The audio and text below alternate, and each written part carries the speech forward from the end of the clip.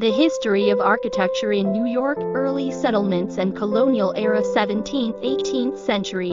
Dutch colonial period 16-4 The earliest buildings in New York were constructed by Dutch settlers. These structures were typically made of wood with steep gable roofs, and were influenced by the architecture of the Netherlands. British colonial period 1664-1776 After the English took control, Georgian architecture became prominent. This style featured symmetry, classic proportions, and decorative elements like pediments and columns. Post-Revolutionary War and early 19th century Federal style 1780-1830. Following the Revolutionary War, the Federal style, characterized by its simplicity and elegance, became popular.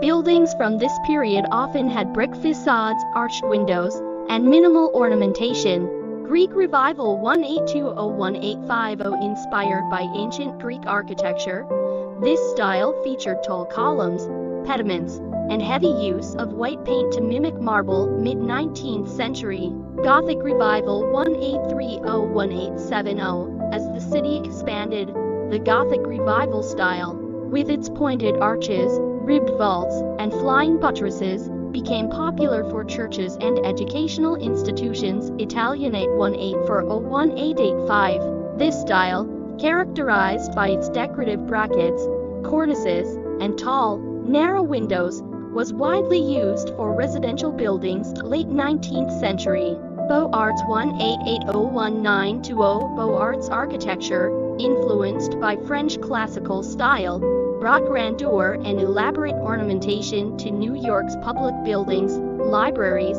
and museums.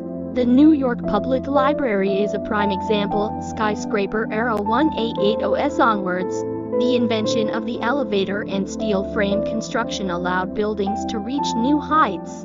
The early skyscrapers, like the Flatiron Building 1902, combined modern engineering with ornate facades. Early 20th century Art Deco 1920s-1940s characterized by its geometric shapes, bold colors, and lavish ornamentation, Art Deco became synonymous with New York's skyline.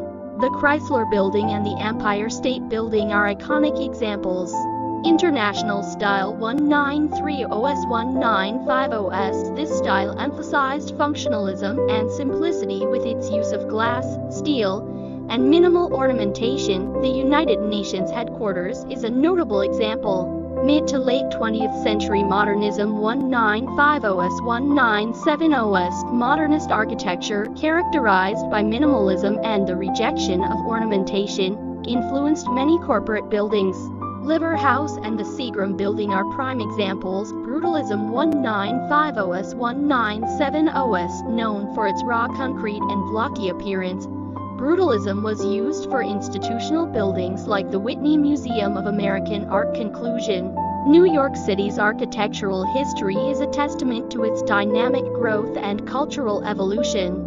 From colonial settlements to towering skyscrapers, the city's buildings reflect a rich tapestry of styles and innovations, making it a global architectural hub.